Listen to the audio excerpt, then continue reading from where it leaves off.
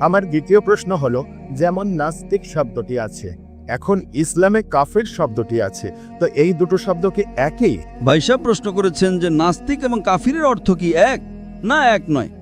নাস্তিক মানে যে খোদা বা ঈশ্বরকে মানে না, সে বলে তার অস্তিত্বই নেই, অ্যাথিস্ট। নাস্তিক মানে অ্যাথিস্ট, মানে সে বলে খোদার কোনো অস্তিত্বই নেই। কাফিরের অর্থ হলো যে কুফর করে, গোপন করে।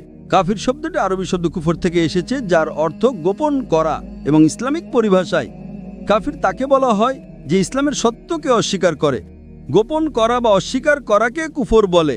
যদি কেউ আল্লাহ সুবহানাহু ওয়া তাআলা বা আল্লাহর আদেশ নিষেধ না মানে এবং অস্বীকার করে, তাকে আমরা কাফির বলি। তো কাফির নাস্তিক হতেও পারে, নাও পারে। এই দুটো শব্দ আলাদা, কিন্তু নাস্তিক মানে যে খোদাকে মানে না। কাফির খোদাকে মানতে পারে, কিন্তু ভুল খোদাকেও মানতে পারে। ইংরেজিতে আপনি যাকে কাফির বলছেন তাকে অ্যাথিস্ট বলে, নাস্তিককে ইংরেজিতে অ্যাথিস্ট বলে।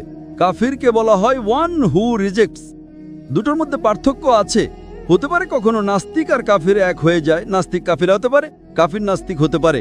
দুটোর অর্থ আলাদা। নাস্তিক মানে যে খোদার অস্তিত্বে বিশ্বাস করে না, কাফির হলো যে অস্বীকার করে। হতে পারে একজন মানুষ খোদাকে মানে কিন্তু সঠিক খোদাকে মানে না, সেও কাফির হতে পারে। তাই কাফির মানেই যে নাস্তিক হতে হবে এমন জরুরি নয়, হতেও পারে, নাও পারে। আশা করি উত্তরটা পেয়ে